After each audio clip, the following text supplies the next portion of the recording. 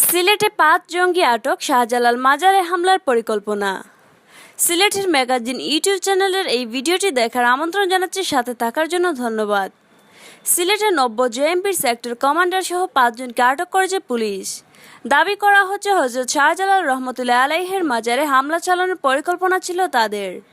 Police জানায়, রবিবার রাতে নগরীর মীরাবাজারের উদ্দীপনের ৫১ নম্বর বাসায় থেকে নব্য জেএমপির সিলেট আঞ্চলিক কমান্ডার ও শাহজালাল বিজ্ঞান ও প্রযুক্তি বিশ্ববিদ্যালয়ের ছাত্র নাইমুজ্জামানকে আটক করা হয়।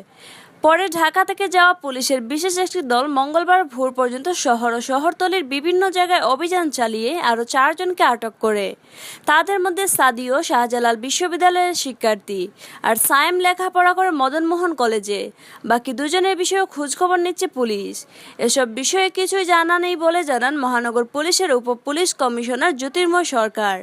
একই কথা জানিয়েছেন সিলেট মহানগর পুলিশের কোতোয়ালি থানার ওসি।